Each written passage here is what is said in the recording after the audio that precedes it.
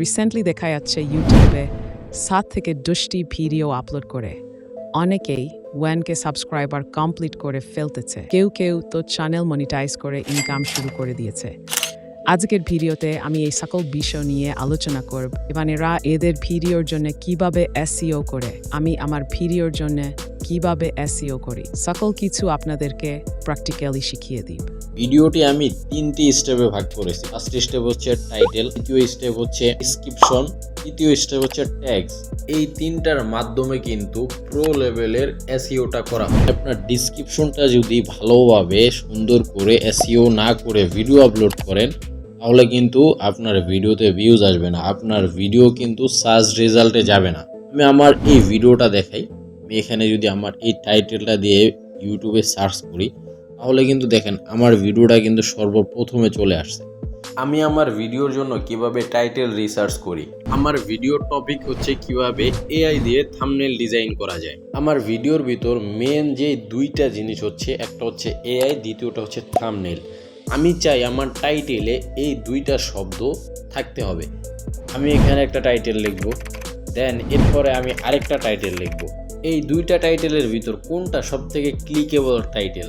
আমি বলবো অবশ্যই 2 নাম্বারটা, কেননা আমি ওইটার ভিতরে ভিডিওর যে মেন টপিকটা, ওই দুইটা টপিককে কিন্তু আমি হাইলাইট করে দিছি। যেমন আমি লিখেছি এআই থাম্বনেল, এই দুইটা জিনিসকে কিন্তু আমি ফুল হাইলাইট করে দিছি।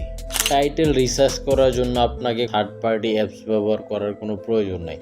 আপনি নিজেই আপনার টাইটেলটা তৈরি করুন এবং সেটা একটা ইউনিক টাইটেল হবে। আপনার যে ভিডিওর মেন টপিকটা ওইটাকে চেষ্টা করুন আপনি আপনার টাইটেলের ভিতর ব্যবহার করা, তাহলে কিন্তু আপনার ভিডিওটা সার্চ রেজাল্টে শো করবে। Step number 2, description. এই ডিসক্রিপশনের মাধ্যমেই কিন্তু ইউটিউবের যে রোবট আছে ওই রোবট বুঝতে পারে যে আপনার ভিডিওটা কোন টপিকের উপর, এবং সেই অনুযায়ী ওই ধরনের অডিয়েন্সের কাছে এই ভিডিওটা কিন্তু রিকমেন্ডেশন করে ইউটিউব নিজেই। ডিসক্রিপশন সাজানোর জন্য আমরা চলে যাব ডিসক্রিপশনের ভিতর। এরপর আমরা আমাদের ভিডিও রিলেটেড কিছু কথা লিখে দিব। প্রথমে টাইটেলটা ইউজ করব, দেন দ্বিতীয়তে আমরা এই ধরনের কিছু লেখা লিখে আমরা ডিসক্রিপশনে বাংলা অথবা ইংলিশে বসিয়ে দেব। দেন এরপর আপনি আপনার কিছু লিঙ্ক থাকলে লিঙ্ক দিতে পারেন। এরপর হচ্ছে রিলেটেড কোশ্চেন দেবেন, আপনার ভিডিওটা কী নিয়ে বা ওই ধরনের রিলেটেড যত ভিডিও আছে ওই ধরনের কিছু রিলেটেড কোশ্চেন আপনি ইউটিউব থেকে কালেক্ট করে এখানে বসিয়ে দেবেন। ঠিক আছে, তো এগুলা কালেক্ট করার জন্য চলে যাবেন ইউটিউবে। এরপর এখানে লিখবেন, যেমন আমি এআই লিখতেছি, এরপর এআই রিলেটেড যত কোশ্চেন আছে এখানে চলে আসবে। দেন আমি যদি আবার এটা এআই বাদ দিয়ে যদি আমি লিখি এখানে হাউ, তো হাউ লেখার পর দেখেন এখানে অনেকগুলো রিলেটেড কোশ্চেন চলে আসছে। তো আমি যদি এখানে how to grow on YouTube লাগিয়ে দিই সেটাও কিন্তু একটা রিলেটেড কোশ্চেন হবে। আমি আপনাদেরকে দেখাই, আমার ভিডিও হচ্ছে থাম্বনেল, আমি এখানে দিচ্ছি ক্যাপকাট বাংলা টেক্সট প্রবলেম, কিছু ভিউজ আমার সেখান থেকেও আসছে। স্টেপ নাম্বার 3, ট্যাগস এমন একটা জিনিস আপনি যদি সেটা ভুলভাবে ব্যবহার করেন তাহলে কিন্তু আপনার ভিডিওটা ভুল অডিয়েন্সের কাছে চলে যেতে পারে।